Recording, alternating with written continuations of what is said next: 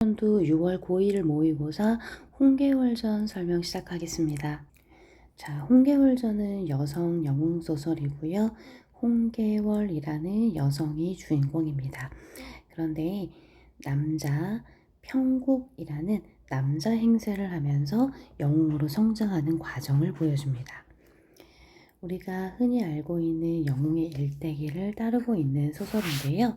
일단 앞부분 줄거리를 보면서 내용을 정리 시작하겠습니다. 자, 명나라 시절에 라고 나오네요. 자, 명나라 배경이 중국이고요. 중국과 공간적 배경과 시대적 배경을 둘 다 알 수 있는 지명이죠. 명나라 시절에 홍시랑과 부인 양씨 사이에서 태어난 계월은, 그러니까 아버지는 홍시랑이고요. 어머니는 양씨입니다. 둘 사이에서 계월이 태어났는데 남장을 한 채 길러집니다. 우리가 흔히 여성 주인공이 남장을 하고 자랄 때 남장 모티프라는 말을 씁니다.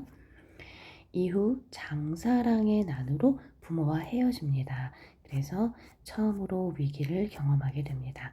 영웅이 경험하게 되는 위기. 계월은 여공에게 구출이 됩니다. 여공이라는 인물은 이 영웅을 도와주는 조력자 역할을 하는 사람이죠. 이름을 평국이라 붙이고 여공의 아들 보국과 함께 공부해서 과거의 장원급제를 합니다. 오랑캐가 침략하자 평국은 원수가 되고 보국은 중군장이 됩니다. 자, 평국이 더 지위가 높고요. 보국은 그 부하가 됩니다. 이후 평국이 여자임이 밝혀지지만 천자는 그녀를 벌하지 않고 보국과 결혼을 중매합니다. 즉 황제는 계월을 벌하지 않고 보국과 계월을 결혼하도록 합니다.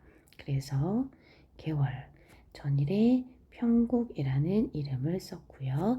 남자일 때는 평국, 여성으로서 계월이라는 이름을 되찾고 보국과 결혼하게 됩니다.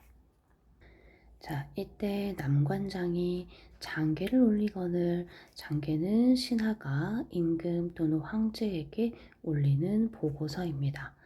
천자가 급히, 천자는 황제를 뜻합니다. 뜯어보았습니다. 오왕과 초왕이 반역을 해서 지금 황성을 침범하려 합니다. 황제가 머무는 수도를 침범하려 해요. 오왕은 구덕지로 대원수를 삼고 초왕은 장맹길로 선봉을 삼아서 장수 천여 명과 군사 10만 명을 거느리고 쳐들어왔습니다. 호주 북쪽 지방의 십여성으로부터 항복을 받고 형주자사 이왕태를 베고 마구 쳐들어오고 있습니다. 소장의 힘으로는, 여기서 소장은 남관장이 자기 스스로를 낮춰서 칭하는 말이죠. 방비할 길이 없어 소식을 올립니다. 원컨대 황상은, 즉 황제께서는 어직 명장을 보내셔서 적을 막아주십시오 라고 이야기합니다. 자, 남관장의 장계를 보면 이 적군의 위세와 규모가 굉장히 구체적으로 드러나 있습니다. 천자가 깜짝 놀라 조정의 모든 신하와 의논했습니다. 우승상 정영태가 이 도적은 좌승상 평국을 보내 막아야 합니다. 계월이죠. 급히 평국을 부르십시오. 자, 정영태는 평국이 여성이라는 걸 알고 있지만 그럼에도 불구하고 계월의 능력을 인정하는 사람입니다.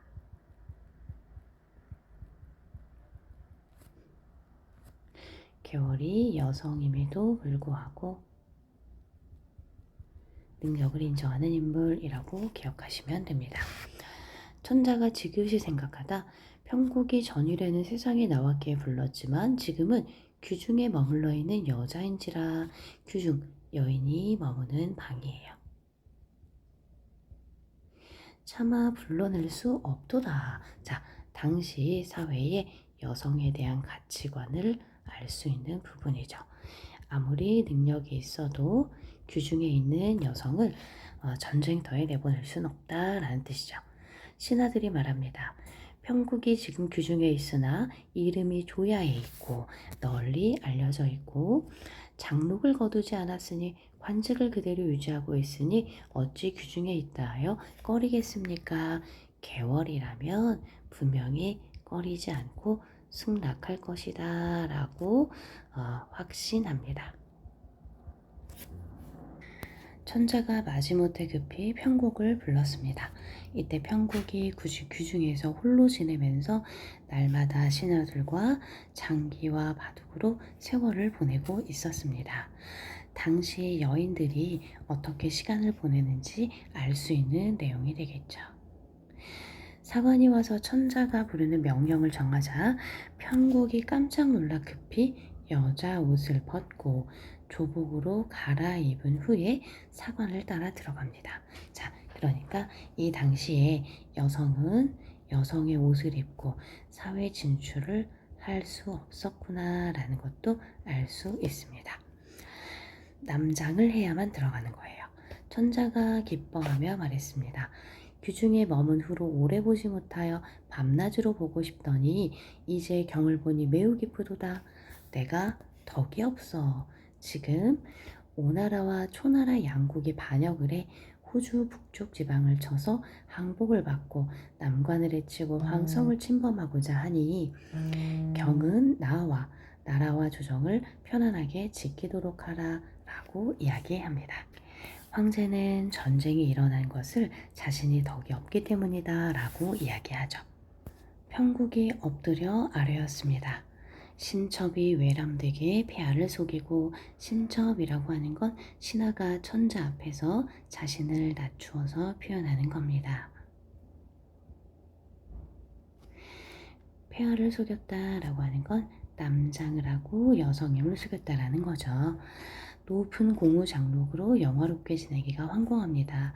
신첩의 죄를 용서하시고 이처럼 사랑하시니 신첩이 비록 어리석으나 힘을 다해 임금의 은혜 만분의 1이나 갚고자 하옵니다. 폐하는 근심하지 마소서라고 해서 참전할 것을 다짐하죠. 천자가 기뻐하며 즉시 천병만마를 뽑아 모으도록 합니다.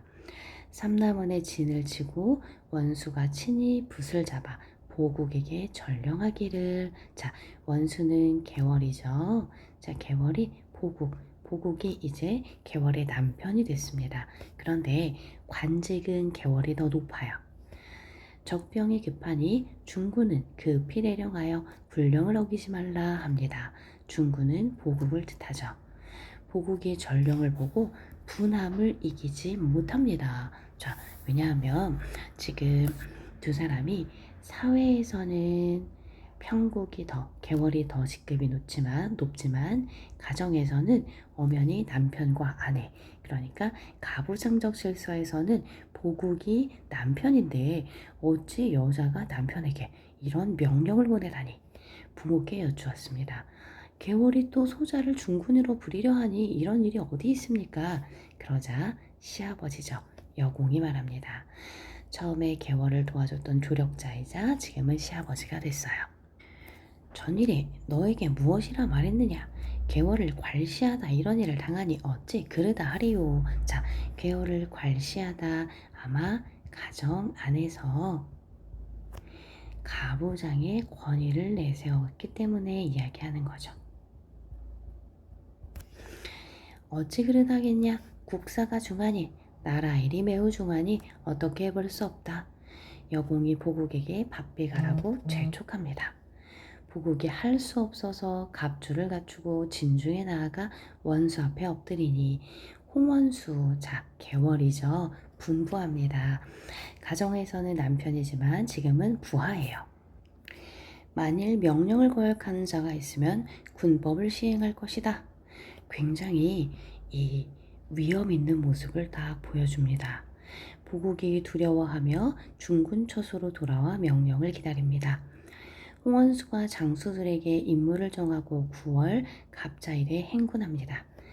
11월 초일에 남관의 당도에 3일 동안 군사를 머물게 하고 즉시 떠나 5일에 천촉산을 지나 영경루에 다다랐습니다. 여정을 굉장히 속도감 있게 전개하고 있습니다. 자, 중간중간에 내용을 생략하고 빨리빨리 날짜에 따라서 여정을 속도감 있게 전개하는 거예요. 적병이 평원광야에 진을 쳤는데 굳세기가 철통 같습니다. 이런 건 비유적 표현이죠. 원수가 적진을 대하여 명령합니다. 장령을 어기는 자가 있으면 세워두고 뵐 것이다. 굉장히 군대 안에서, 사회 안에서는 위험 있고 권위 있는 모습을 보여줍니다. 호령이 서리빨 같아요. 비유예요. 모든 장수와 군졸들이 두려워하며 어찌할 줄 몰라 하고 보국 또한 매우 조심했습니다. 이튿날 원수가, 즉 개월이 중군 보국에게 분부합니다. 오늘은 중군에 나가 싸우라. 명령에 순종해 말에 올라 삼척 장검을 들고 적진을 가리키며 외쳤습니다. 나는 명나라 중군대장 보국이다. 대원수 개월이에요. 명을 받아 너희의 머리를 베려하니 너희는 박비나와 칼을 받으라. 적장 운평이 이 소리를 듣고 대로 크게 놓아요. 말을 물고 나와 싸웠습니다. 3번을 겨루지 못해 보국의 칼이 빛나더니 순간 운평의 머리가 떨어졌어요. 적장 운경이 운평의 죽음을 보고 분을 내며 달려들었고 보국의 승리 기세가 등등해 검을 높이 들고 싸우고 두어 차례 겨루기도 전에 보국이 칼을 날려 칼을 들고 있는 운경의 팔을 치니 운경이 미쳐 손을 놀리지 못해 칼을 든 채 말 아래로 떨어졌습니다. 보국이 운경의 머리를 베어들고 본진으로 돌아오고 있었어요. 그때 적장 구덕지가 크게 놓아여 장검을 높이 들고 말을 들고 고함치며 달려들었고 난데없는 적병들이 사방에 달려들었습니다. 자, 이 부분을 보면 지금 보국의 활약상이 나오고 있어요. 운평과 운경 두 명의 머리를 베었죠. 그리고 이 활약상이 굉장히 속도감 있게 그리고 매우 생생하게 묘사되고 있는 것이 특징입니다. 보국이 매우 다급하여 피하고자 했으나 한순간에 적들이 함성을 지르며 천여겁 에워쌉니다. 사색과 위급함에 보국이 하늘을 우러러 탄식할 때 원수, 개월이 장대에서 북을 치다가 보국의 위급함을 보고 급히 말을 몰아 장검을 높이 들고 적진을 헤치고 들어가 구덕지의 머리를 베어서 보국을 구했습니다. 동해번쩍하더니 어느새 서쪽에 있는 적장을 베고 남쪽으로 가는 듯하더니 어느새 북쪽에 있는 장수를 베고 좌충우돌하여 적장 50여 명과 군사 1000여 명을 한 칼에 쓸어버리고 본진으로 돌아옵니다. 자, 이 부분은 평국, 그러니까 개월의 활약상이네요. 역시 굉장히 속도감 있게 묘사되고 있습니다. 그리고 생생하게 묘사되고요. 다소 비현실적인 좀 과장된 내용이 들어가 있죠. 보국이 원수 보기를 부끄러워하니 원수가 보국을 꾸짖으며 조롱합니다. 저러고도 평일에 남자라 칭하리요. 자, 이건 아무래도 가정 안에서 남자라고 굉장히 그 위세를 부렸던 것을 조롱하는 것 같아요. 나를 업신여기더니 이제도 그러할까? 원수가 장대에 앉아 구덕지의 머리를 함에 넣어 황성으로 보냈습니다. 자, 이제 문제풀이 들어가 보겠습니다. 자, 26번입니다. 적절한 걸 고르는 문제고요. 답은 4번입니다. 인물의 활약상을 구체적으로 묘사해서 상황의 긴박함을 고조하고 있는 장면이 두 장면이 나옵니다. 일단 나머지 부분에서 3번 정도만 볼게요. 서술가가 직접 개입하는 부분이 일반적인 고전소설에서 많이 나오지만 이 소설에선 없었습니다. 다음 문제 가보겠습니다. 27번입니다. 적절하지 않은 것은 잠깐 멈추고 답을 한번 골라보세요. 네, 답은 5번이고요. 보국은 개월의 지시를 두둔하는 여공의 말에 불만을 표출하는 부분은 없었습니다. 자, 나머지 전부 다 선지 확인하시고 반드시 출제가 될 겁니다. 남관장의 장계를 보면 반란군의 규모와 위세가 숫자로 나타나 있고요. 천자는 자신의 부덕함 때문에 전쟁이 일어났다라고 얘기합니다. 편국은 자신의 죄를 용서한 천자에게 감사하고 있다. 여공은 공적인 일을 중시하며 나란 일이 중하니라고 얘기하는 부분이 나옵니다. 28번입니다. 적절하지 않은 걸 골라보세요. 네, 정답은 5번이고요. 일단 여자라는 이유로 전쟁터에서 자신을 무시한 보국을, 자, 전쟁터에서는 보국이 개월을 무시한 적이 없어요. 그쵸? 그래서 전쟁터에서 자신을 무시했다. 이건 틀립니다. 전쟁터에서 보국은 개월의 명령을 충실하게 따르는 부하로 나타나고 있습니다. 자, 나머지 선지 살펴보기 전에 보기의 내용을 한번 봅시다. 반드시 활용이 될 겁니다. 홍계월전에서 주인공 개월은 자신이 지닌 우월한 능력을 사회적으로 인정받아 여러 문제를 해결합니다. 기존 여성 영웅 소설의 주인공이 남성의 권위에서 벗어나지 못했던 한계를 탈피했습니다. 특히 개월은 국가에 충성하는 신하이자 국난을 극복하는 영웅으로 그려지는 것도 여성 삶의 주체로 사회적 자아를 실현할 수 있는 존재임을 보여줍니다. 또 여성의 사회 진출이 제한되었던 당대 남성 중심의 사회적 현실과 제도에 대한 비판도 담고 있습니다. 이 작품에 등장하는 남성들은 조선시대의 통념적인 남성상과는 다르게 권위적이지 않고 나약한 모습으로도 그려집니다. 보국을 뜻하는 거겠죠. 1번입니다. 정영태는 장수로서의 그녀의 능력을 인정합니다. 그래서 남성의 권위를 내세우는 통념적인 남성상과는 다르죠. 이번에 개월이 출정한다는 제안에 천자가 망설이는 장면은 여성의 사회 진출에 대한 당대 인식과 관련이 있습니다. 개월이 나라를 구하기 위해 천자의 명령을 따르는 장면, 국가에 충성하는 신하이자 국난을 극복하는 주체입니다. 중군장 보국을 구하고 평정하는 장면에서 개월의 우월한 능력으로 문제를 해결하는 모습을 보여줍니다. 자, 선지 하나하나 전부 다 기억하셔야 됩니다.